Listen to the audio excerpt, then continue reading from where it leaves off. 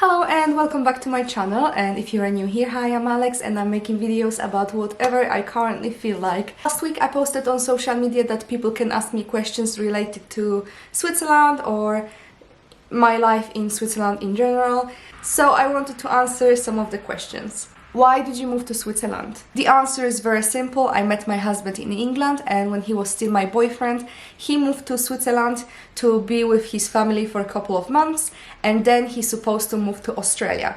However, he got a job in Switzerland, and after a couple of months, he asked me if I would like to join him. And I think after 2 months or after even 1 month, I already moved in. How did I get my first job in Switzerland and what was I doing?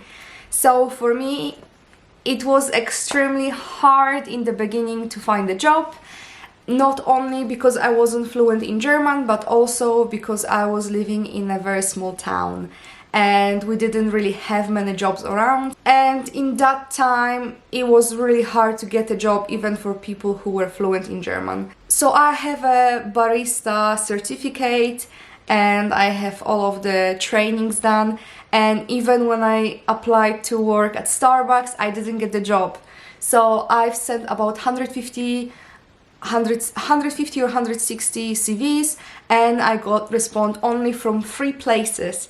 I got a response from the place that I was actually working at. I got a response from a restaurant from St. Gallen, and I actually wanted to work there because it wasn't an apprenticeship and internship, it was just a normal full-time job. However, I had to wait for another 3 or 4 months to actually start the job, and because I was already waiting for about 6 months to get any job, I didn't want to wait for another 3 or 4 months. And the third answer was, we are not looking for anyone. So you can imagine, if I've sent 150 or 160 CVs and I've got response only from 3 places, then you can tell how hard it was to get anything. So my first job was in catering, and I was so lucky that they were looking for someone who was speaking English and German wasn't required. After a couple of months, I started learning German. Everything was paid by the company. Overall, it was really a good experience. However, as I said, it was an internship and I was earning after taxes about 2,000 Swiss francs. So if you live in Switzerland, you know that this is not much, especially when you have to pay the bills. And of course, with my then boyfriend, everything was going 50-50. So somehow we managed. After about 6 months or a year, I've got increase and I was earning about 3,000 Swiss francs per month. So it still wasn't really amazing, but it was already so much better. And then I started doing my social media. I became a micro-influencer or content creator or whatever you call it. And I also started getting paid. Next question, is English enough to find a job in Switzerland?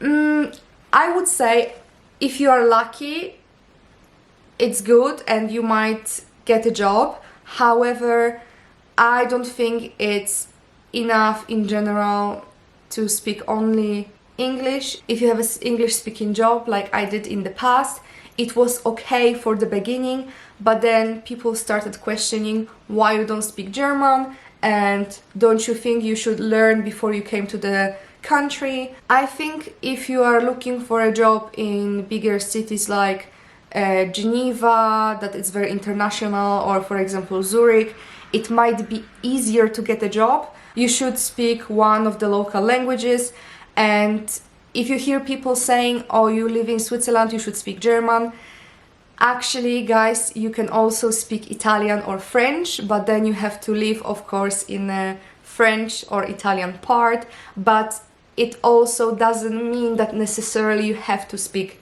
High German. Because if you live in the French part, I don't think many people are going to speak High German in there, because every single time when we were going for vacation, people rather to speak English than actual German. Is living in Switzerland expensive? So it is expensive, but you also earn more. I think comparing to other countries, so I think you have so much more money left after paying all of your bills, and you can still enjoy yourself so much more than if you would be living, for example, in England. I was earning, let's say, £1,500, and after all of the bills I was still able to save up maybe a couple of £100. However, in Switzerland I was able to save up triple of that. So when I started earning about 3,000 Swiss francs, I was still able to save up about 500 or 600 Swiss francs a month. So I think it's quite good anyway. And if you are earning 4,500 or 5,000 Swiss francs, and of course let's don't forget that this is depending on where you live. If you are living in Zurich, it's going to be extremely expensive, and maybe you are not even able to save up so much. So of course, when we were living in a very small town, we didn't have to pay so much for the flat. I was paying with my boyfriend about 900 Swiss francs per month for a flat. We had 3.5 bedrooms apartment, and of course the conditions weren't perfect, but it was definitely enough for the start. And after paying all of the bills like Krankenkasse, our car, the groceries, I still was able to save up some money.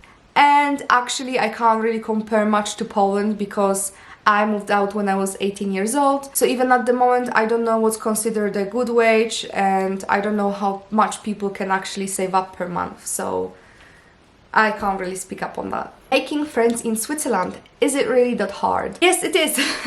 Now, I'm of course speaking from my own experience.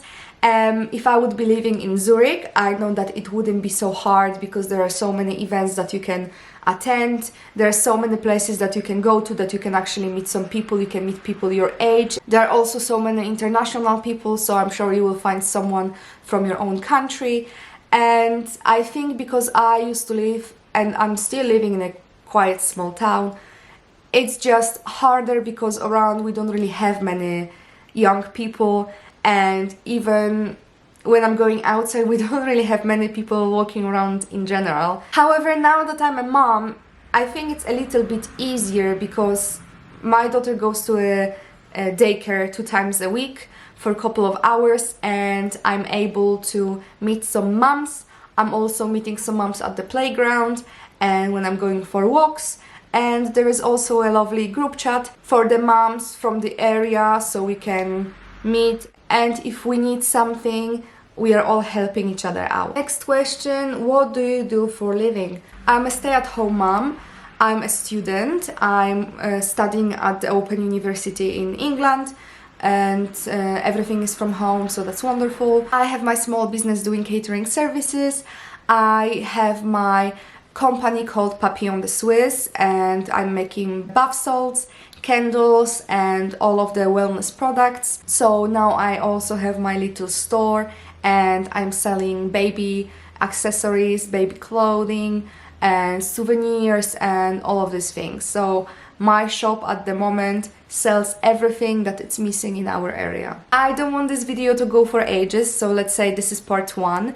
And if you have any more questions, you can ask me below. So since now on, I'm going to start making some more videos about Switzerland related.